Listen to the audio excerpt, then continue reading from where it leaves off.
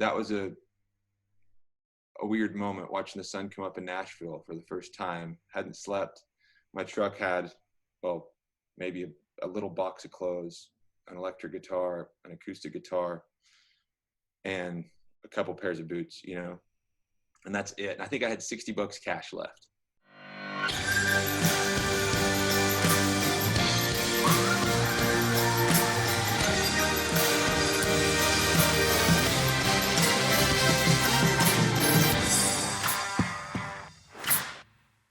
All right, welcome to The Path Distilled. I'm your host, Kevin Harris. My co-host is Lauren Tashman. Hi, everybody. Welcome to the show today. And today we're fortunate to have Logan Mize. He's a country singer and a songwriter, well known for Better Off Gone. Welcome to the show, Logan. Hey, thanks for having me. I appreciate you taking the time. So could you tell us a little bit about yourself? Well, I guess for those that don't know me, I'm a country music singer, for lack of a better term. I mean, maybe Heartland rock, Americana, I kind of cover a lot of those bases, but yeah, and I've been just a touring musician for, the last 10, 11 years full time. So, and then off and on before that with, some bad breaks here and there. And, but yeah, most people probably know if they're going to know anything about me, it's through the song Better Off Gone, which was kind of our biggest one to date. So. Okay. And could you take us back to how you first got involved in music? Oh gosh. Well, as a career, it wasn't until probably I moved to Nashville at the age of 20, 21, and just kind of, I guess, found my way. So, really clumsily. I didn't go to school, get a degree or anything like that for it. But I started playing piano around the age of 7. And I was one of those really bad students who didn't go home and do their piano practice. I showed up and didn't know anything more than I knew the week before. And so that was very frustrating to my parents. And, but I did get enough knowledge to know how chord structures work. And, I could fumble my way around on a keyboard. And then I ended up quitting. But years later, when I decided I was interested in music, playing it, I could kind of pick up from there, and I had the knowledge. But yeah, so I started pretty early, at an early age. So was it your parents' idea to get you involved? No, I think it was mine. I was a huge Elton John fan when I was a little kid. Okay. So of course I wanted to learn to play piano. But then I realized that going to piano lessons wasn't as fun as, dressing up in a cool outfit and singing Benny and the Jets. So when you started picking it back up, what happened? I started on guitar, actually. So and I didn't even realize until years into playing guitar that the string was set up like a piano. It was just like I had 6 little pianos on my guitar fretboard. It was really, it sounds stupid, but I didn't even know really how chords and anything like that worked until I, years after I'd picked up the guitar and started writing songs, sat back down at a piano, and all this stuff started, like lights started going off in my head. It's like, I've known this, since I was 7, but I'd never put it all together. And so yeah, I just kind of probably around the age of, I would say 18, maybe 17 or 18, was really, really into writing songs, or at least attempting to, and was usually in my bedroom at home, locked in there, practicing singing, probably from the age 15 on. Never would have told anybody, never was going to try out for choir or anything like that, because I was way too nervous to, and sometimes still am, to get in front of people and perform. So it was one of those things that didn't come out until maybe I was off at college, and I felt like I could be somebody different, and that's when I started actually playing out, and that's kind of where it just started from there. So what were practices looking like for you at this point in time? When you were back, becoming serious about performing?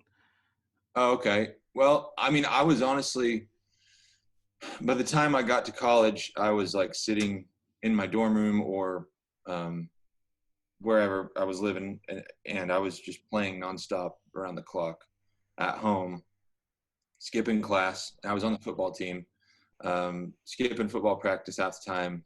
You know, coaches didn't like me very much,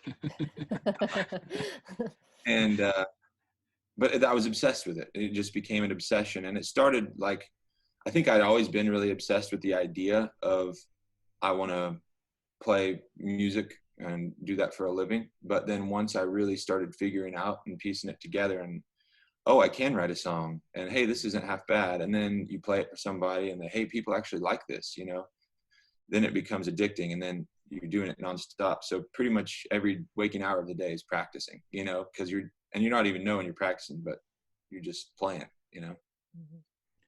So what happens next? I think it was around the time I realized my grades were suffering, and I dropped out of 3 different colleges in less than 2.5 years,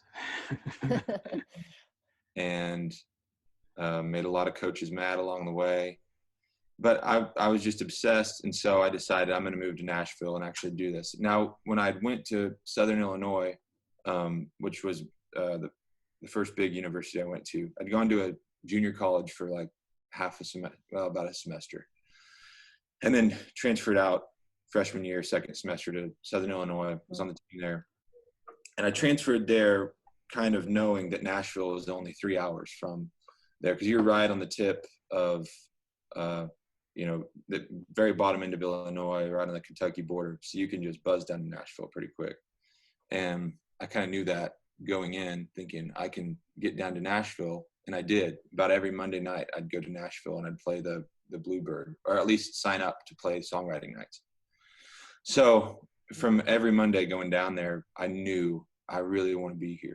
And so I just couldn't work up the actual courage, I think. I got intimidated by it. I was like, man, everybody's so good.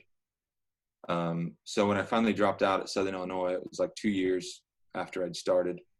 So maybe halfway through my junior year, I moved back to Kansas, and I decided I'm going to go to a real music school, and then I'll go to Nashville, thinking like I'm going to learn something at college. Like, anyway, so I enrolled at Wichita State University in the music program. And I made it 2 weeks. And these guys were like, it was jazz guitar classes and stuff like that. And these guys were playing circles around me. And I was like, hey, I just want to put chords together and make up, you know, lyrics. So I dropped out of that. And then I just started framing houses in Wichita. And I was living in Clearwater, which is my hometown. It's like maybe a half hour south of Wichita. And after about 8 months, I was just sick of myself. You know, I couldn't believe that I had dropped out of 3 colleges to move to Nashville, and I was framing houses for $8 an hour in Wichita. And so I just, you know, I finally said the heck with it, and I just packed up my truck, and I had this crappy old F-150, you know, stick shift, and the clutch barely worked in it, and I drove it all the way to Nashville at 3 o'clock in the afternoon. Made it there about 3 a.m. and I had known one guy that he played the fiddle, and I showed up at his apartment. I had an address written on a piece of paper. This is before the days of having a, you know, smartphone with you all the time. I had a cell phone, but it was like that old Nokia brick that Yeah. charged The up different color plates that you could put on there. Yeah. So, called him, and he wasn't answering, I guess. So I was banging on his window, and woke up, let me in, and that was the beginning of my journey in Nashville. So it sounds, and correct me if I'm wrong, but it sounds like it was in part not even from the beginning with your piano lessons, not liking the structure of that, you know, and kind of versus just playing, right, and just experimenting, I guess. But also sounds like you were going to that program in search of confidence or something to kind of feel like you could build upon. Mm-hmm. You're probably right. I probably felt like maybe if I know a little bit more about what I'm doing, musically anyway, I won't everyone won't realize that I'm just a hack, you know.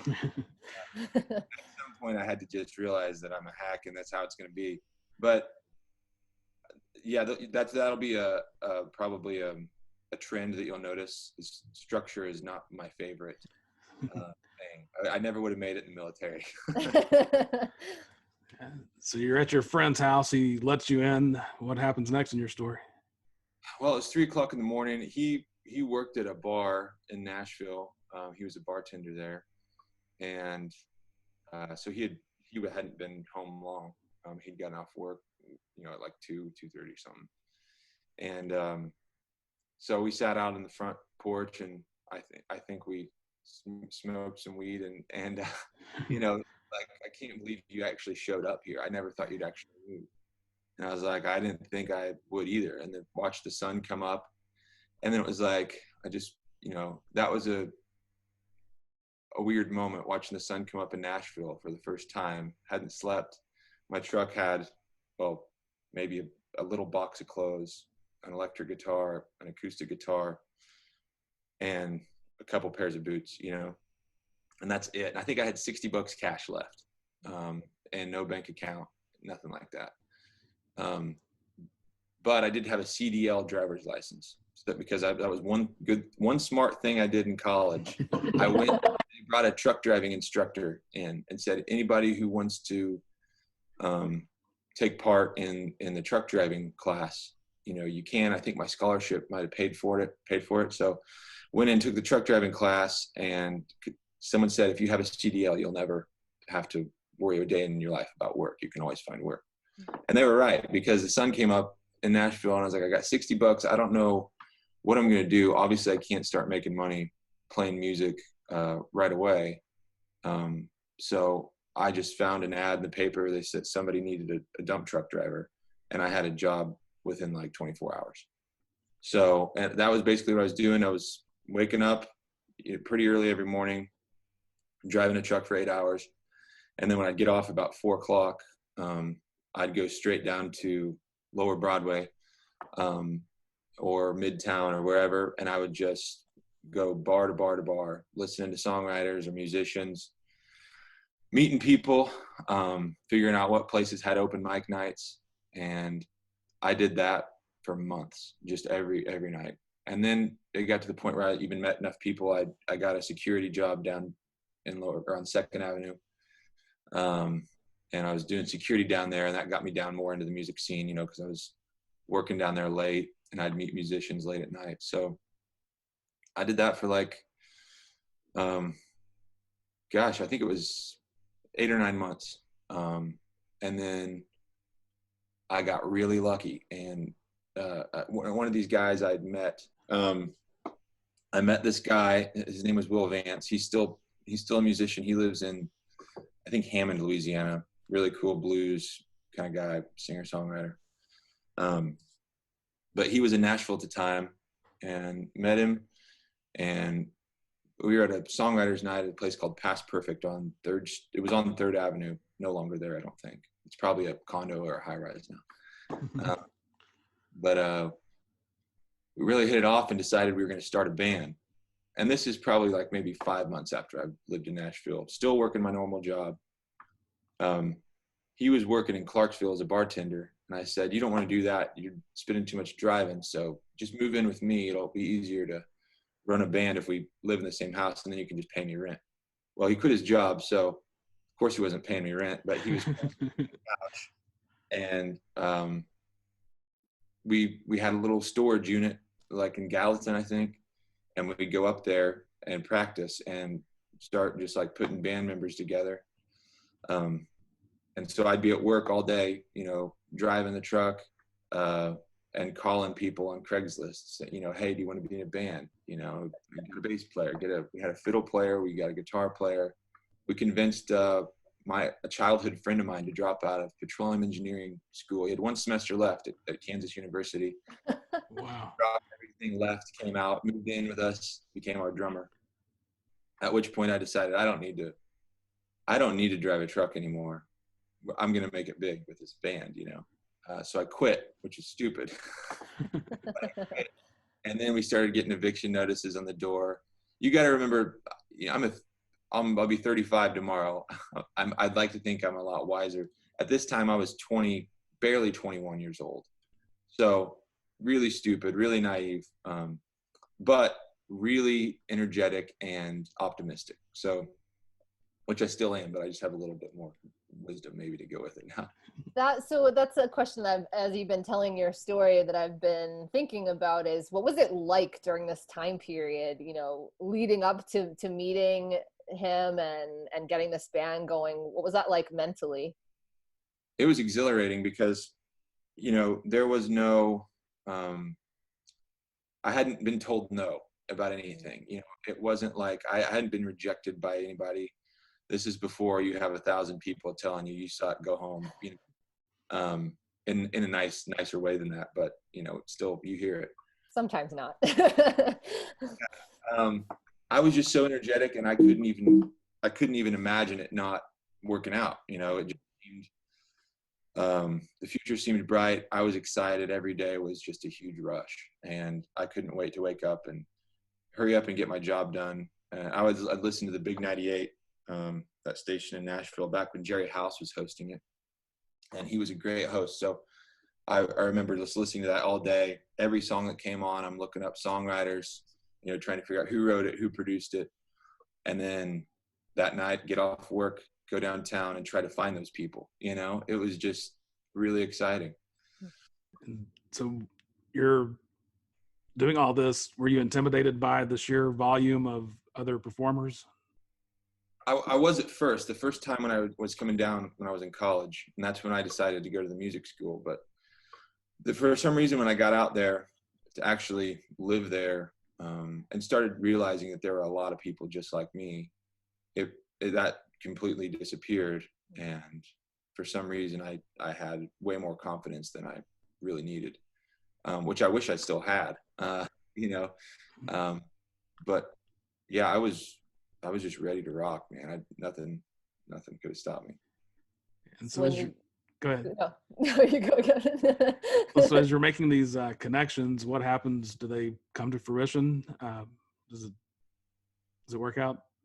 Well, what happened was, so my friend Will, who I'd started the band with, we were kind of both the singers, and we were both writing, and he was kind of playing more guitar than I was, but he had this song plugger. I didn't know what a song plugger was, which for anyone listening in Nashville or music towns, there's people who take songwriters' songs for a fee, pay them a monthly fee or whatever, and we'll go plug your songs to major record labels so we can get your songs cut by George Strait. He was paying a girl, and I said, man, that sounds like a scam. It sounds like you're getting ripped off. You don't want to be paying this girl to plug your songs. And he's like, no, you need to come meet her. And I said, okay. And this is after I'd quit my trucking job and literally had no money. I mean, maybe I may have been down to like $40. It was to the point where I couldn't put gas in my truck, and I would walk down to the gas station and get 25-cent granola bars. That's what I was living off of. Didn't even care. Didn't faze me. Somehow figured to find beer. Figured that out. Priorities. I go meet the song plugger, and she's like, we tell her about our band. She's like, that's really interesting. You guys should come meet my partner, who runs a song plugging company with me. So we go do that, and then they're like, we want to come watch your band rehearsal. And so they come watch the band rehearsal, and they're like, this is really good. You should come play for this guy. He's a he's a songwriter, Brett Jones, and he owns a publishing company. He's looking to sign somebody. And I was like, what's a publishing company? No clue. So we go into the meeting, or he takes us down to the publishing company, walk in, and he asks me to play him a song. And this is when I still would just walk in a room and play a song for anybody, didn't flinch, no nerves, nothing. And he was like, wow, this is really good. I'm going to sign you to a publishing deal. And I'm like, what does that mean? He's like, I pay you to write songs. And then my partner in the band, Will, was in there, and he didn't really say much to him. And then I get home that night, he calls, and he's really excited. I'm like, what about my band? What about Will? And he's like, no, you need to put a new band together. That band isn't the greatest from what I hear, and I don't want that other guy. Will gets distraught and moves home to Louisiana. The band kind of hangs on for maybe a year. They start dropping off and moving home, which is smart to their credit. I think my friend Jeremy, who was our drummer, moved back to Kansas, finished petroleum engineering school, and now he's making way more money than he would have playing my band. So, yeah, so then it was just me, and I was at a publishing company figuring it out from like pros. And the really cool thing was Brett Jones is somebody who, without knowing, I was really into his songs because in college there was a song called "You Won't Ever Be Lonely" by Andy Griggs, and for some reason that was like the first cover song I learned how to play all the way through. I'd already written several songs, but I didn't have time to learn cover songs.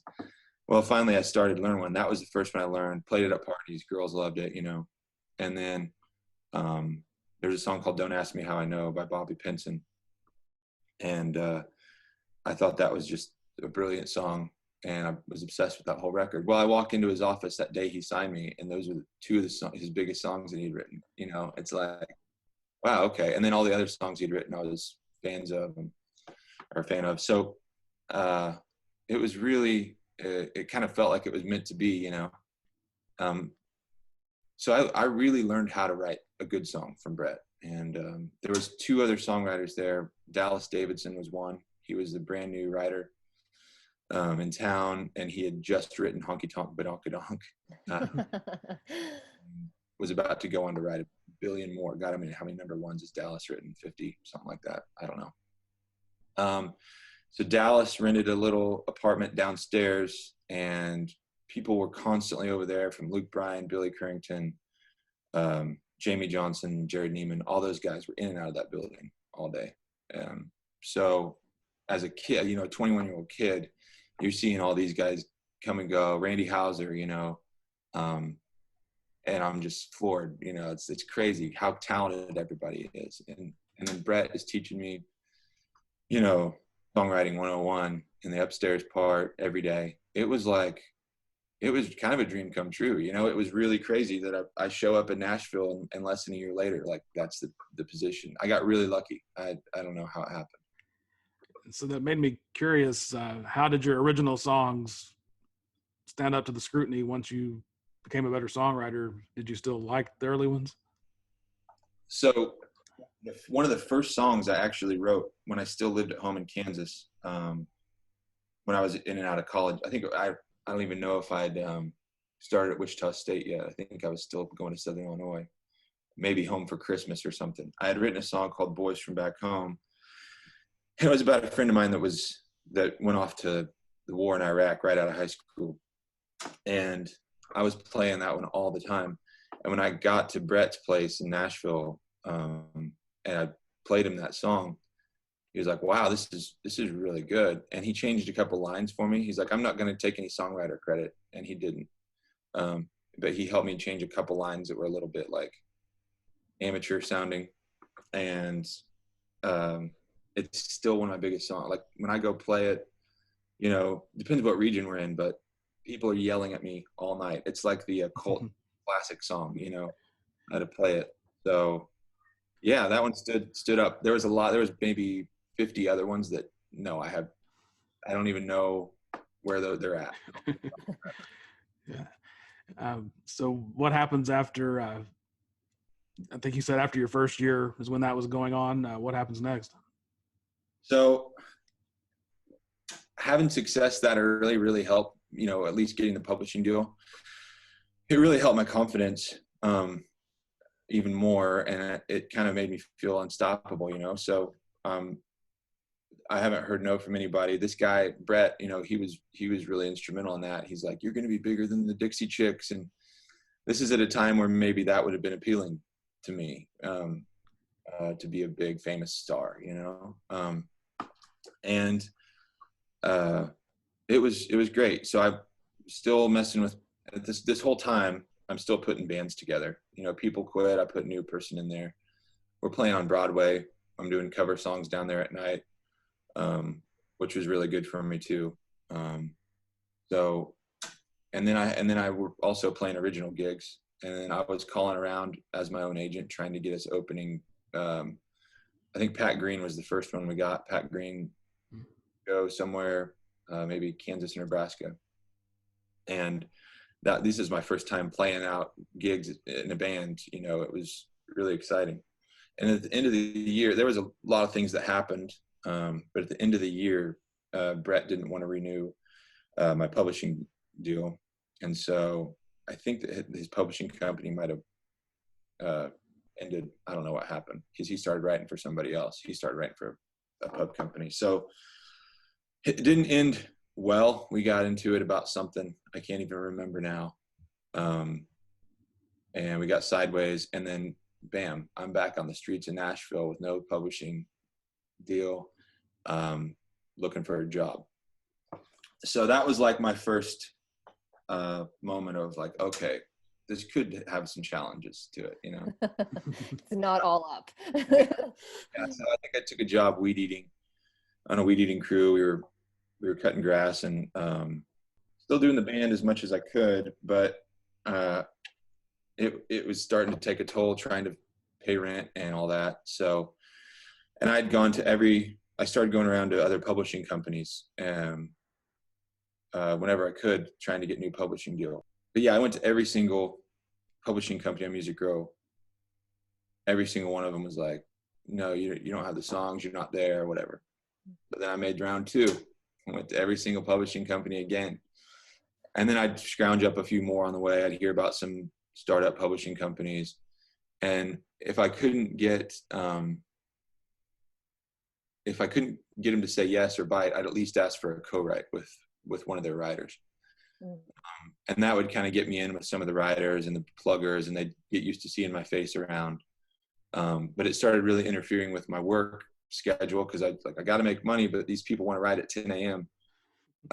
So that's when I really started bouncing around from job to job, and things got really sketchy, to the point that I didn't have a place to live anymore. I got evicted from a house, one of the band houses we had, and was living in my Suburban. And which I'd sold that old F-150 at one point, got the Suburban. That's what we were touring in. And I had this little crappy trailer behind it. And I loaded up everything I owned, and I was taking it around, selling it on Craigslist for money, and then going to co-writes during the day. But I could not get another publishing deal. I just couldn't. It seemed impossible. So this is around the time I met my wife. I'm homeless, living in a Suburban, and I have, oh yeah, there she is. Kind of have a band, kind of have some things going. But she's like, you got to get your life together. You're an absolute wreck. I had a big beard. I think my hair was down to, which nothing wrong with that, but mine wasn't a style thing. It was just more, I can't afford to go get a haircut, you know? So she's the one who convinced me, like, why don't you just make a record? I'm like, well, I can't afford that. And she's like, well, offer up somebody some of your publishing, or, you know, ask somebody to invest in it and you can pay them back. So she helped me write up this big thing, this proposal, you know, and I sent it to everyone I knew, and was able to round up enough money to make a record. So let me see if I can turn those notifications off. I'm sorry. So I did.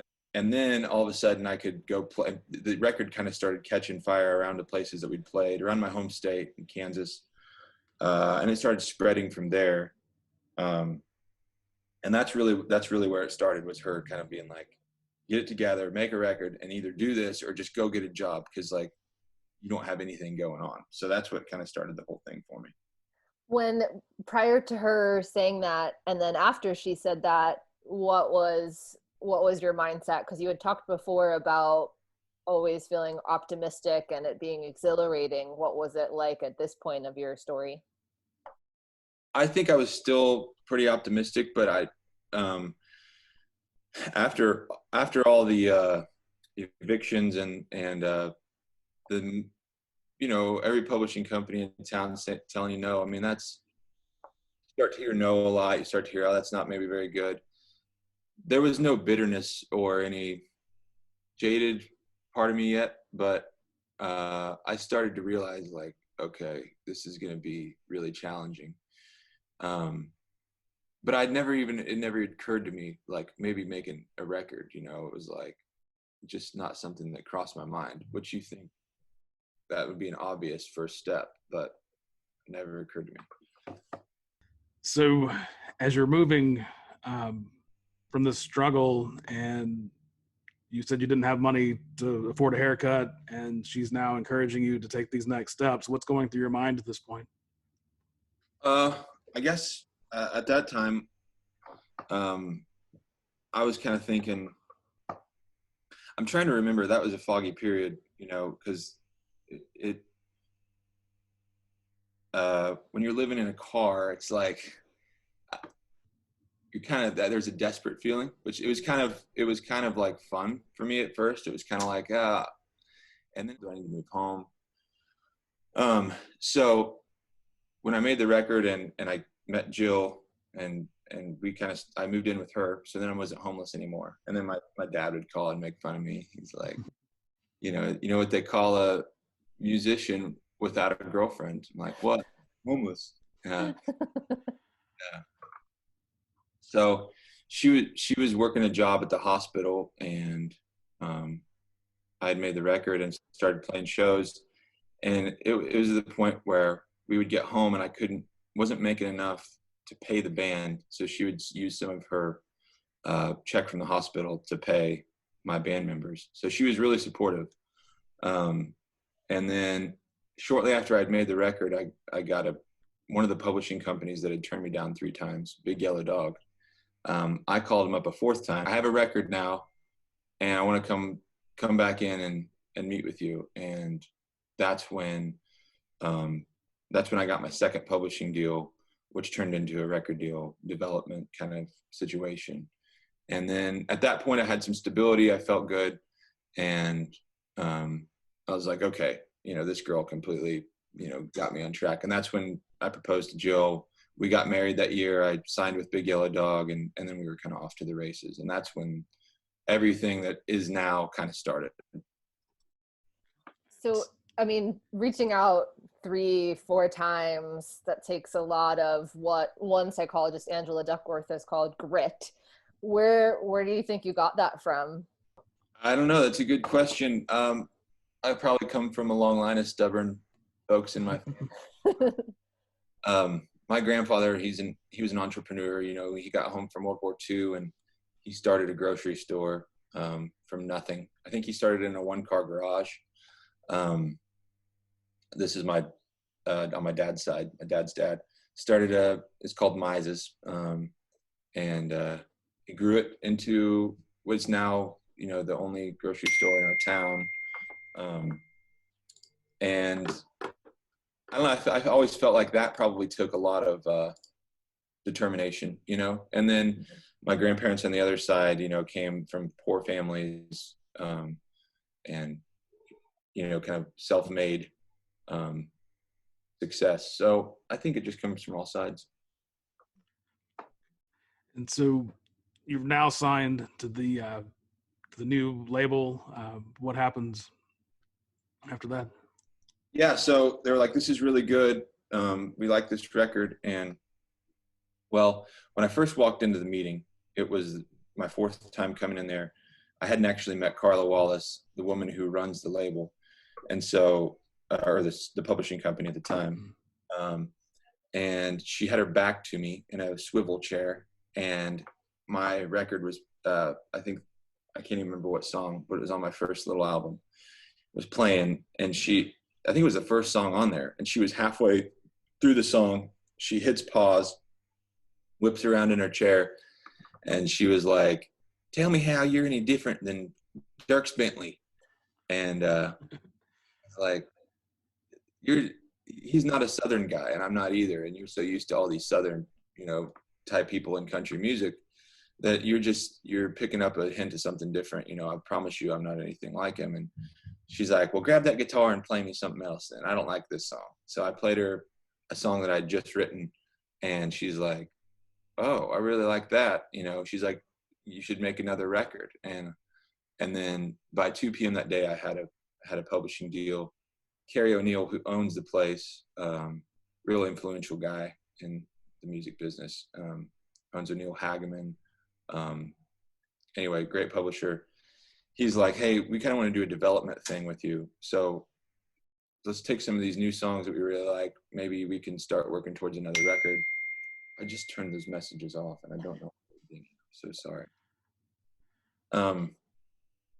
So yeah, for sure, let's do it. And so we kind of set out. They started booking me a bunch of co-writes, so I'm back to co-writing full time. And I made friends with Daniel Tashin, who's a writer at Big Yellow Dog, still is. And I asked him to be a producer on my second album. And Big Yellow Dog sent me in with him. We did 10 songs. My second album came out, and they introduced me to a booking agent at William Morris, Jay Williams. And then Jay got me started playing real shows, got me as opening act. LeAnn Rimes took me to the UK to tour over there with her. So a lot of things really started moving at that point. My manager, Charlie, I kind of skipped over that. The guy who was, so the song plugger at the beginning of the story, who got me signed to my first publishing deal, her partner, his name was Charlie Salvatore, ended up staying with me through the whole thing and became my manager, and still is to this day. So he was tour managing LeAnn Rimes, and that's how I got on that tour. But just little things like that started happening. He was growing through the business, so was I. And went from there. What thoughts are going through your mind now that you've gone from being homeless to now things are actually moving for you? What does that feel like? It felt good. A lot of changes were happening. We had our first kid. We bought our first house. And then, you're trying to figure out how to pay for the house. So then it's like the fun of like, ooh, I'm playing music and I have a band. That's over. Then it's like, I got to figure out how to start making money at these gigs, and there's still like the publishing stipend, but now we have a baby at home, and I'm like, Jill, you can't work 16-hour shifts at St. Thomas anymore. Like, she's like, no, I want us to be able to stay home with the kids. And so then it was like, well, we got to tour more. So it kind of snowballs from there. And then you're gone more, and it's just, there's a lot of learning was going on. So fast forward, maybe a couple years of just that step and repeat thing of like, let's tour and try to make more money. And then our fan base grew enough to where, we put out some more singles after that album came out. And then SiriusXM radio came into play, and John Mark started spinning our stuff at SiriusXM. And that really helped grow the touring base. And one of the songs on there I had written and produced myself with my road band. So one of the things in Nashville that's really exciting when you first start making demos is the studio musicians. And I just thought it was so cool to go in there and watch those guys work. You write a song and those guys turn it into something that sounds like a radio hit, in a matter of 3 minutes. But that started to get a little bit like, start noticing, hey, these guys are just showing up for a 9 to 5. They don't care about my song. These guys, they're nice and they're fun to hang out with, but like, they're just going in there and, clocking in. And there's so many times I went in after the new wore off where I was like, I want you to play this way, and I want you to do this. And they're just like, they're not hearing it. They're just going to do it and then move on to the next song. So I stopped using session musicians and started using my road guys. And I'd go in with them, and I felt like they cared about the song. They were excited to be in the studio. So my music started sounding really different and started kind of taking on a life of its own. I felt like I had my own little stamp on it. And that's when it started getting noticed, like Sirius XM and maybe other little radio stations here and there. So from that, we had a song that was really cranking on there. I think it sold 150,000 copies, this is before Big Yellow Dog was kind of a record label. It was just basically a publishing company. But so they're like, we got to get you a record deal. And that's about the time that Sony stepped in and was my first record deal. But that wasn't, I'd been pitched to record labels like throughout that time.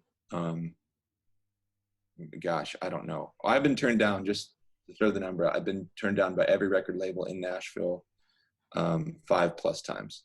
So through the years, I'd even done showcases for them.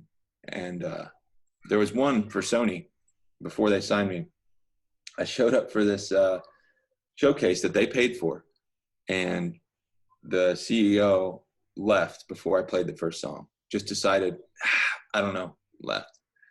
Somebody made the shoes, I think was what happened. You gotta have some tough skin to be in your industry, that's for sure.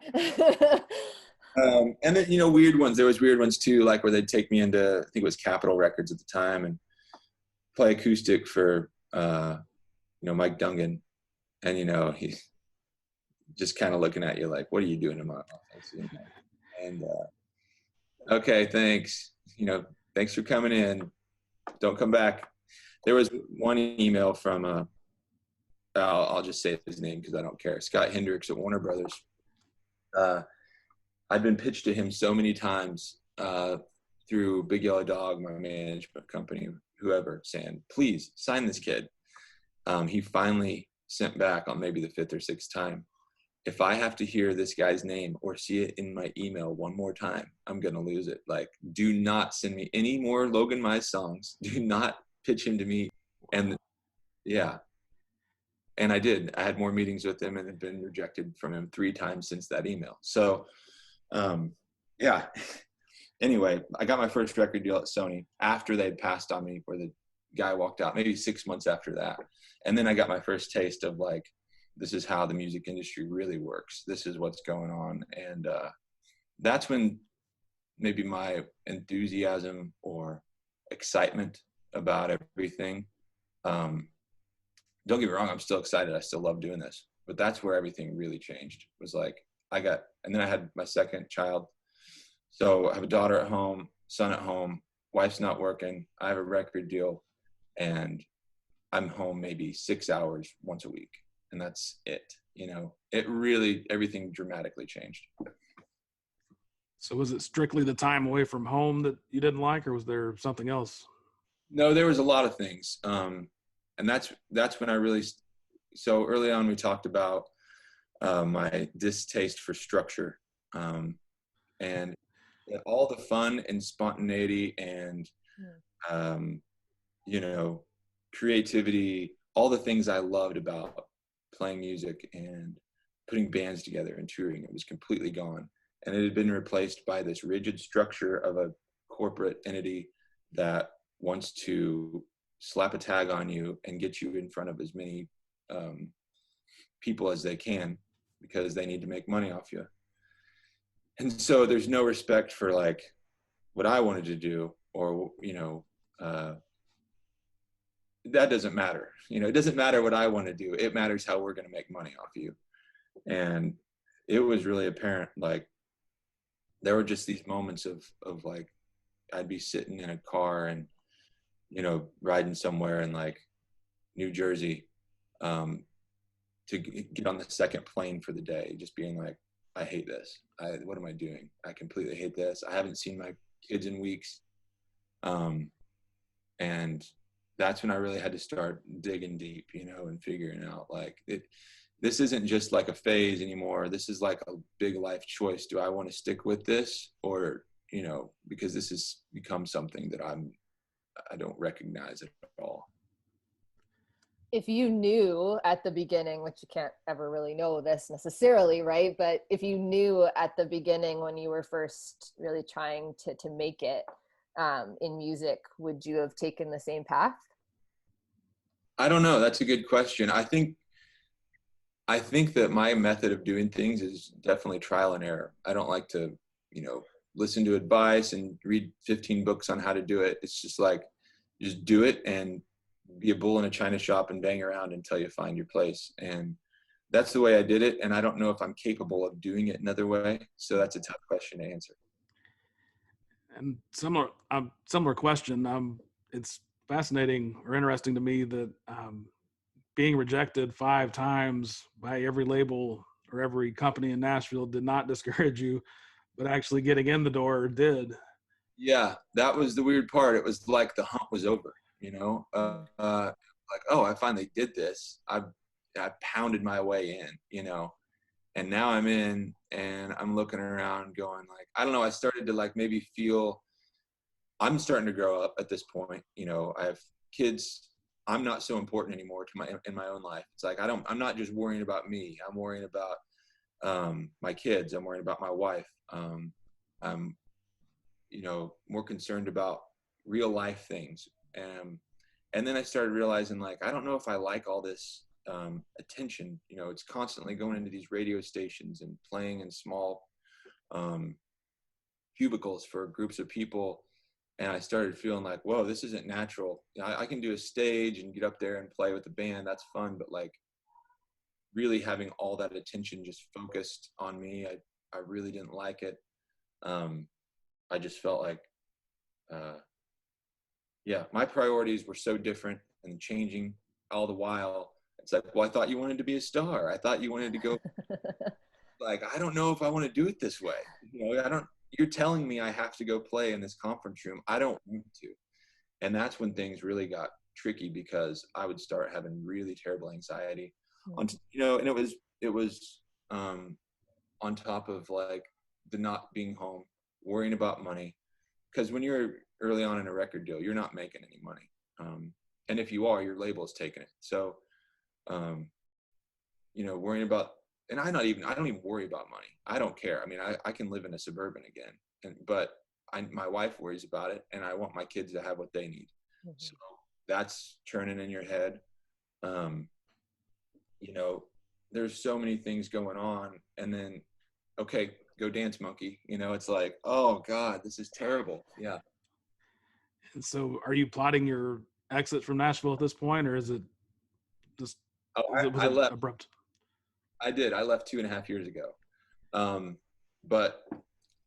guess you knew that. Okay. So I started thinking about it.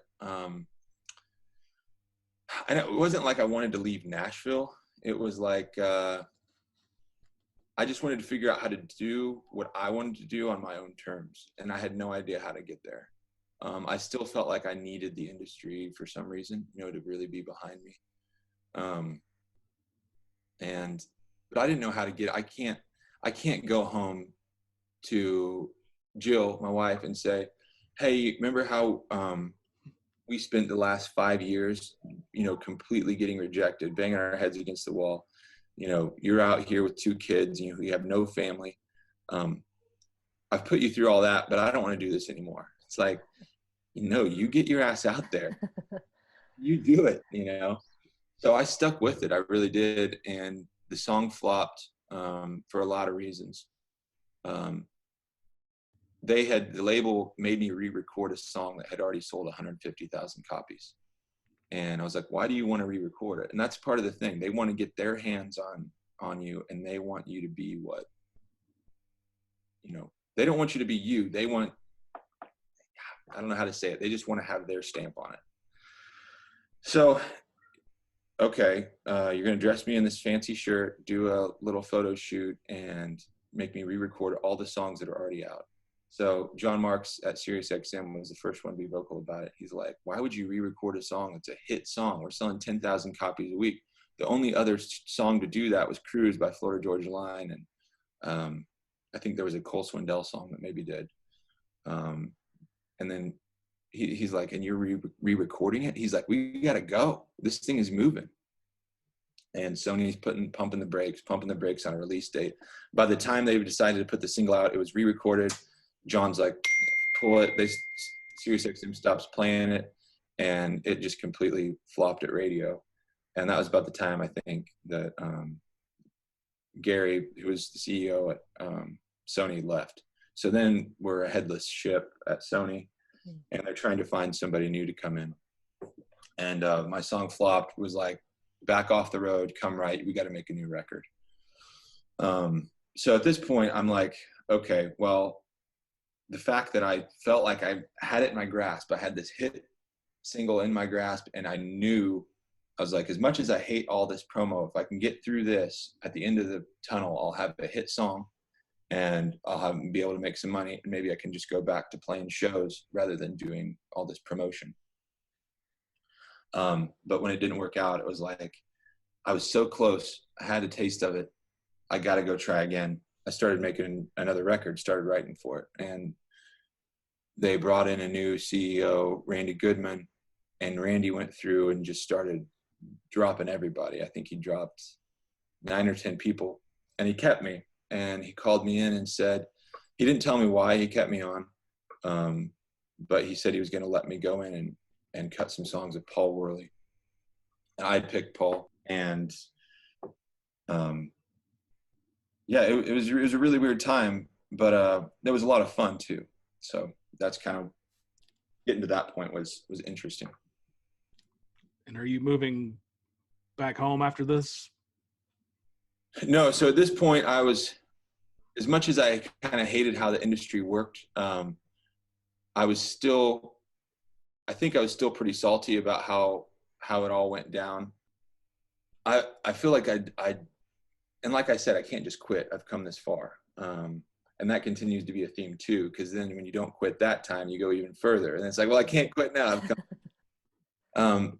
I was really excited because I was making some good music, and Paul was awesome to work with. And he really boosted my confidence in a way that I hadn't really had before. So after Sony had re-recorded all my stuff and used session guys, Paul brings me in, and I'm playing guitar and everything. He's letting me kind of co-produce and co-captain the ship.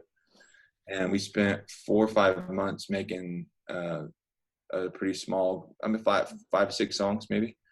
And it was probably the most fun recording process I've ever been a part of. And it was just, I learned a lot from Paul, but I was really fired up about all these songs, and I took him in to Randy. Thanks for taking a chance on me and letting me stay at the label. We just spent $100,000, recording for 6 months. Here you go. This is going to be great. And it was very raw, not slick like anything that was.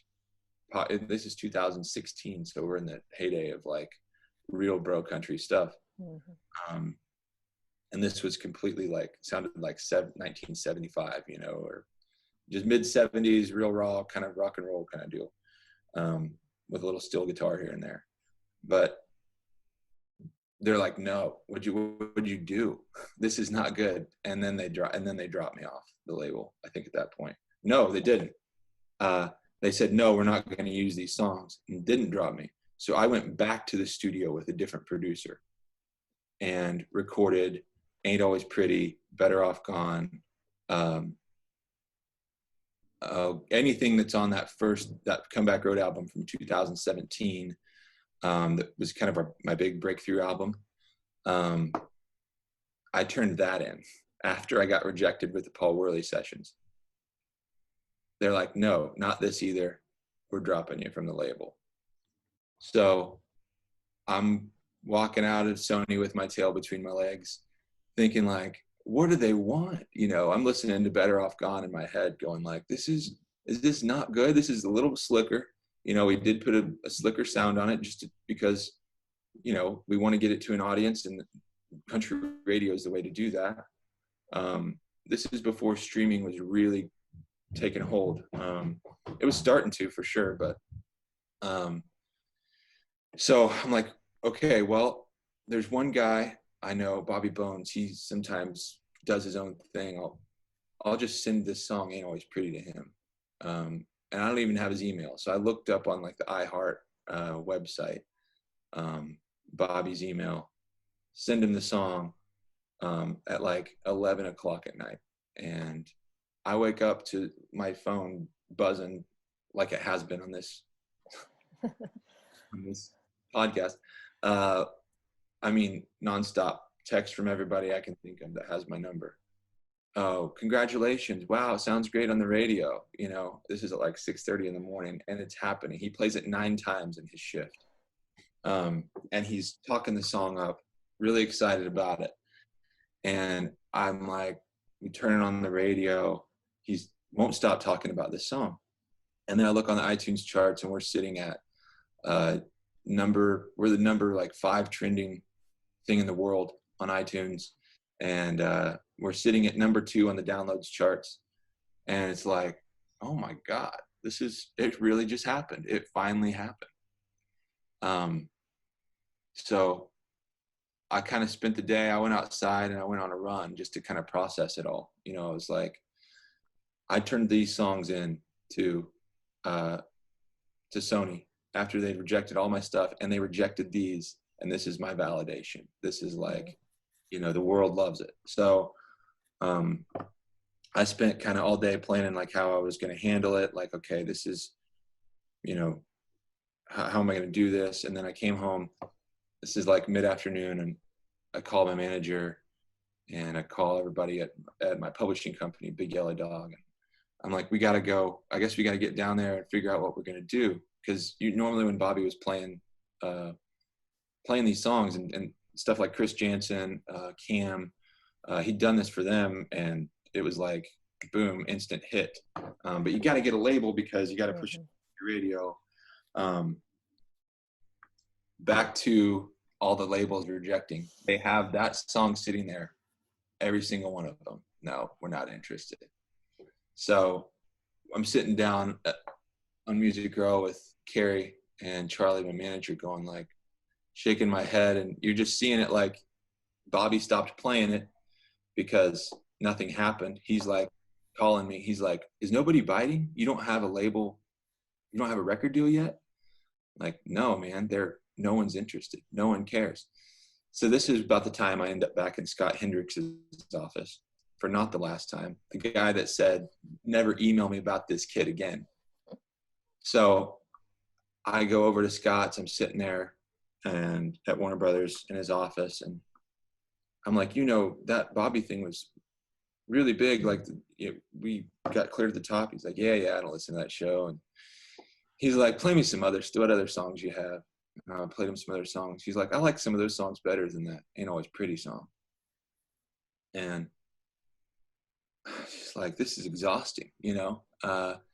He ended up, no, get out of it. You know, we don't want to do it. So I'm without a record deal again. So it's just back to touring. And I think at this point we decided to go ahead and just put out an EP. I tried to reach out to Bobby again, but it's like I've already kind of played that card, you know. John Marks at Spotify has been really instrumental this whole time of building the Spotify country up. And so now Ain't Always Pretty streaming like a hit. You know, we're consistently streaming top 30, like a top 30 radio hit without radio. And that song's doing really well. And then we released the album, and Better Off Gone starts doing better than that one. So stop me if you need me to tell anything else. I think we're both lost in a story, so keep going. It starts to get really interesting. So at this point, I'm thinking like, okay, the once in a lifetime big break happened and didn't work. So if lightning can strike once, maybe we can make it strike again. I will say at this time, you know, going through all this stuff I went through where I was early on, like, yeah, I want to be a superstar. I've kind of learned that maybe I'm more on the creative side where I enjoy the creative processes. I enjoy some performances, but like the whole look at me kind of thing, that has completely disappeared. The idea of being some megastar. You know, it's like, do I like that? I don't know. It makes me feel really uncomfortable. So that's turning in the back of my head, but still I want to connect. I want to have a wide audience. So Better Off Gone comes out and it's streaming really well. I mean, John had it, I think, in Hot Country. It was doing better than most of the songs in the Hot Country playlist on Spotify. So this is about the time that Atlantic Records in New York is like, hey, we want to do something, a co-venture with Big Yellow Dog, my publishing company. So they're like, we're gonna spend, I guess maybe it was $500,000, $400,000. We're gonna give you for promo money. You got to hire your own radio staff. That'll get you 6 months down the road, maybe 5 months down the road.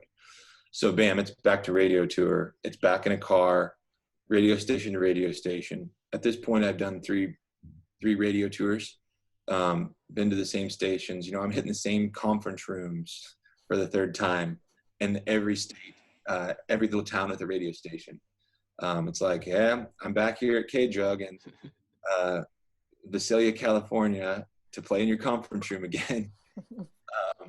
So yeah, it was crazy. But I did it. We went through the whole country and the song was just really, really doing great. We broke into the top 40 and we ran out of money. So the thing is, this is the interesting part, is that Warner Brothers Nashville and Atlantic Records are cohorts, right? It's like a sister label. So the guy in New York was like, hey, I don't know if I want to invest more money into terrestrial radio, but just get him over to Warner Brothers Nashville, use their radio promo staff, and it's the same deal. You're on Atlantic Records. So there I am back over at Warner Brothers with Scott Hendricks. And for the 7th or 8th time, you know, I have to play for their whole staff in this big room. And then they all come through and they tell me like, hey, I'm your new promotion coordinator. Hey, I'm your new marketing guy. It's like, oh, so I guess I have a record deal at Warner Brothers now, you know, and that's what it felt like, you know. And this is going to be now promoted by Warner. And the song's flying, you know, it's streaming like crazy still.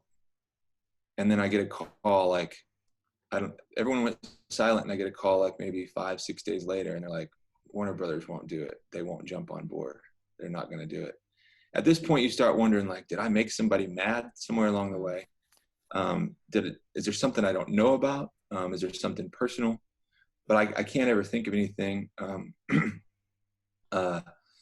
really odd. So it completely died at country radio because if there's no promotion, you know, they're not going to play it.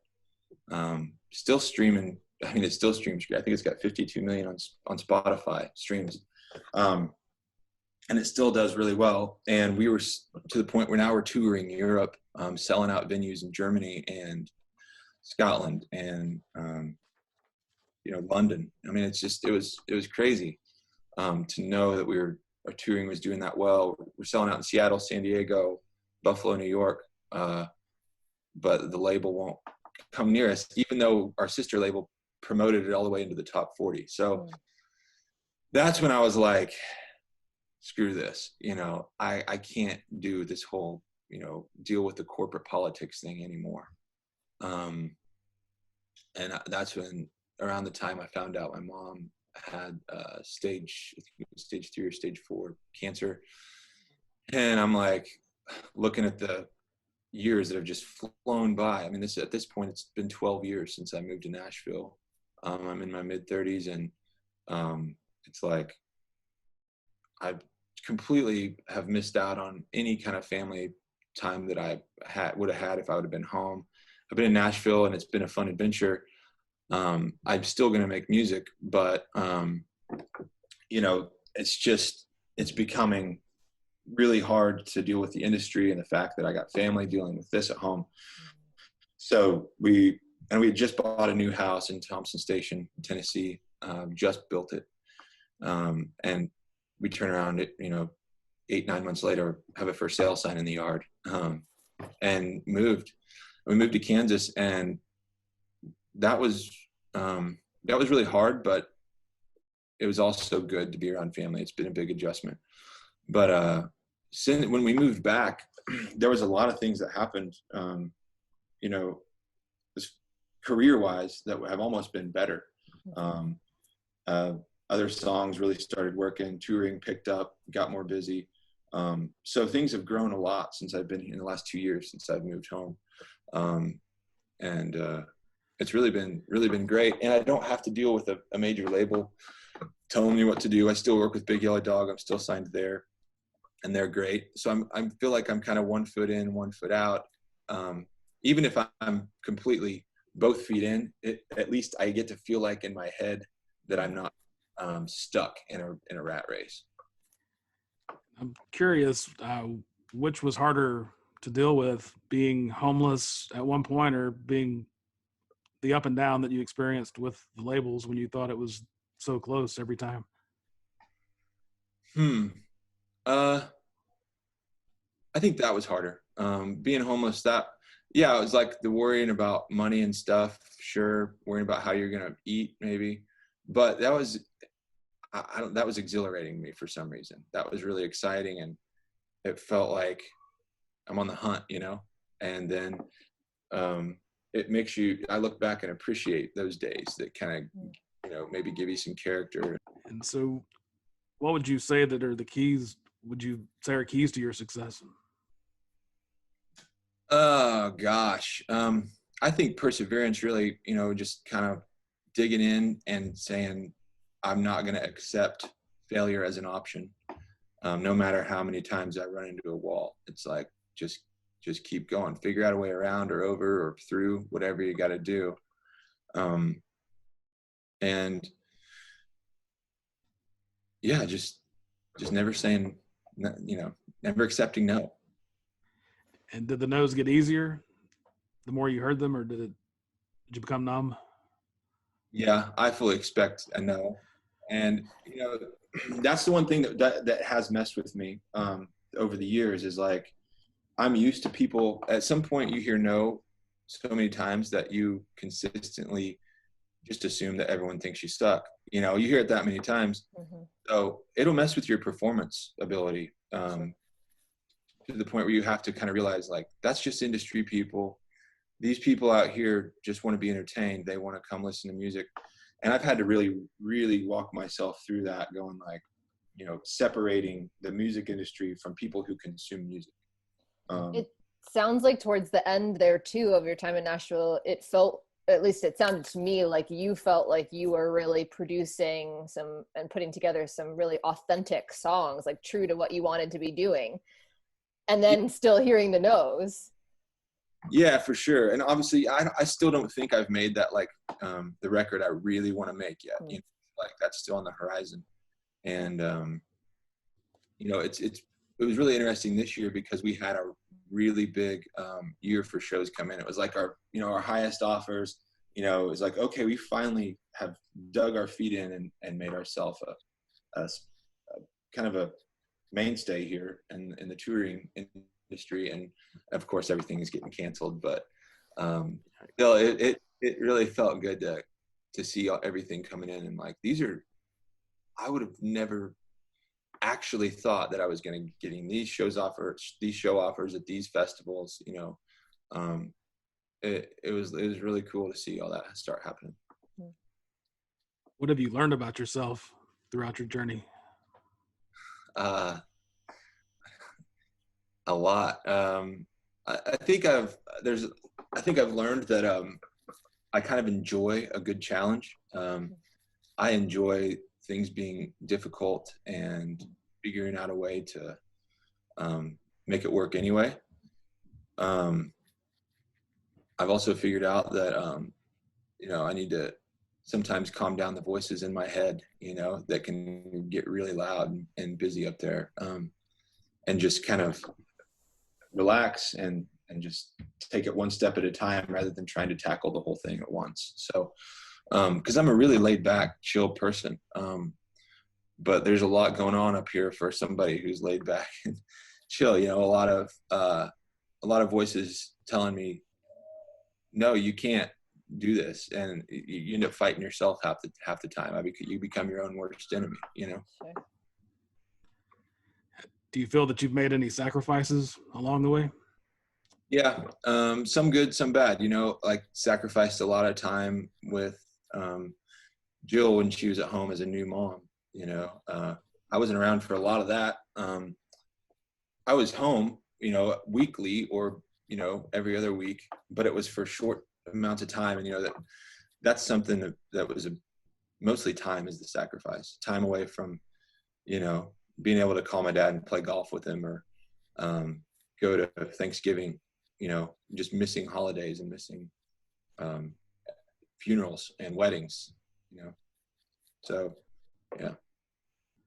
What advice would you give an aspiring musician? Oh man,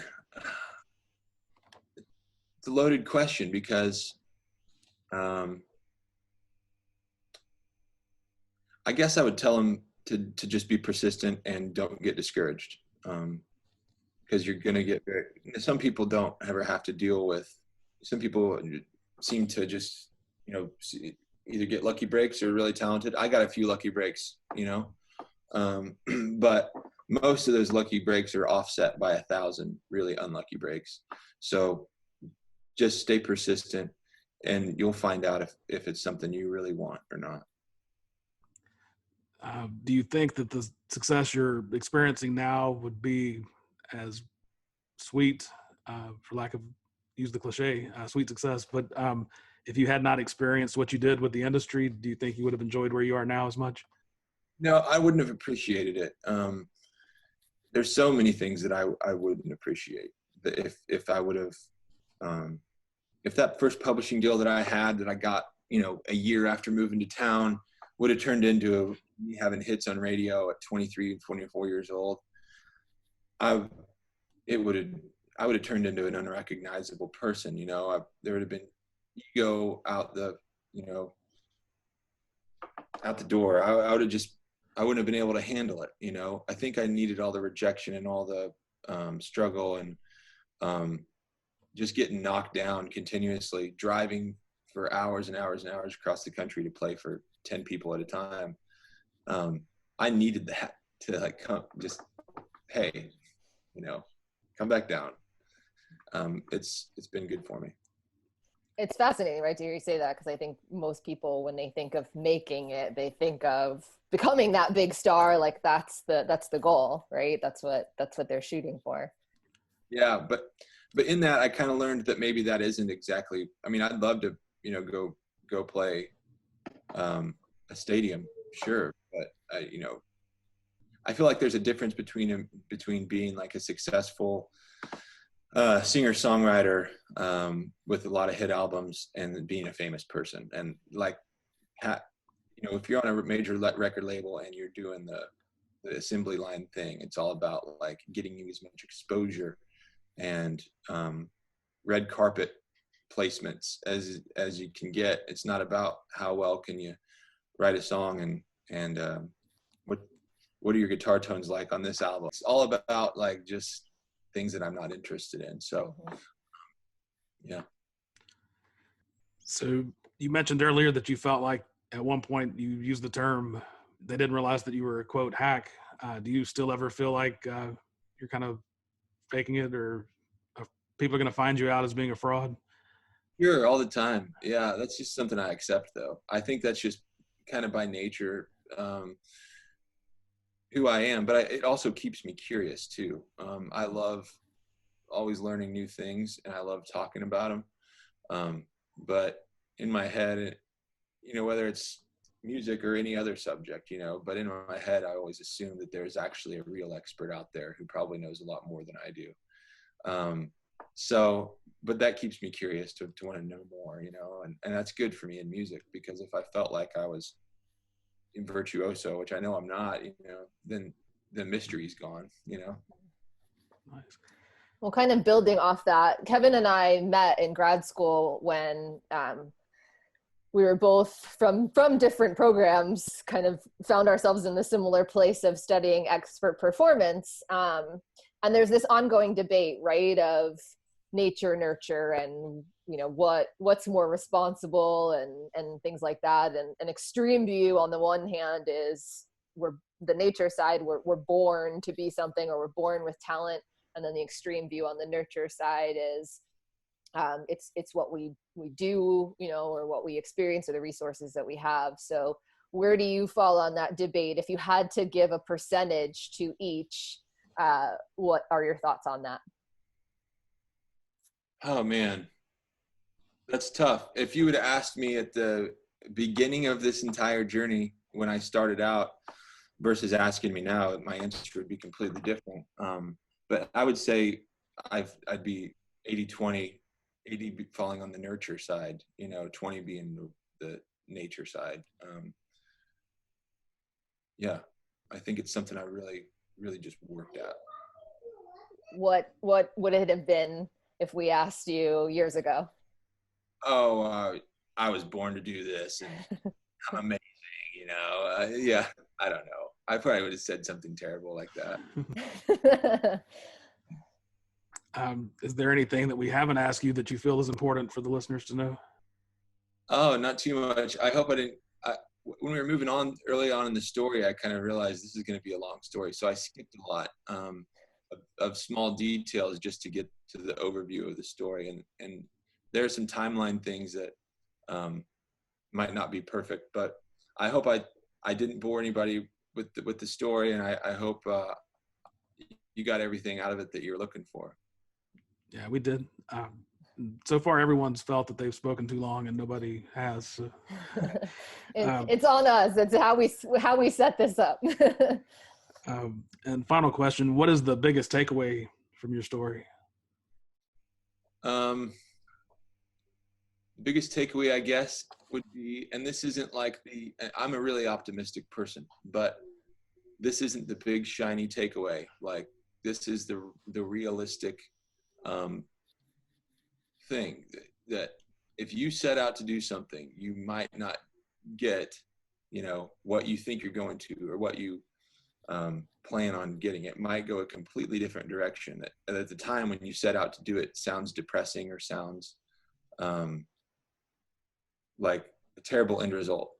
But it ends up, if you're working hard and you're enjoying what you do while you're working at it, there's never going to be a bad result. It's like, just go do it, be persistent and consistent, just show up and do it. And it'll turn out for the best, Nice. There are one follow-up question I have. There are different kind of versions of optimism, I guess you could call it. What's your definition? Is it always thinking that things are possible? How do you kind of define for you what optimism means? Yeah, like, it'll work out, don't worry about it. It'll work out. I'm not a big worrier, but I think it's just like always having the big vision, always the big idea. Like, no matter how many times somebody says, well, that's really not possible, or that's not going to work out, it's like, in my head, it's like, well, I'll figure out a way to make it work. I don't know how I'm going to get there. But yeah, we're definitely going to do a 2028 national park tour with 40-foot holograms. I don't know how that's going to happen, and I'm going to do it. That's awesome. Well, Logan, thank you so much for joining us today. We are fascinated by your story, and again, thank you for being with us. And thank you guys so much for having me on. I appreciate it and really enjoyed talking to you. The Path Distilled is hosted by Kevin Harris and Lauren Tashman, created and produced by Kevin Harris. The content is copyrighted by The Path Distilled, all rights reserved.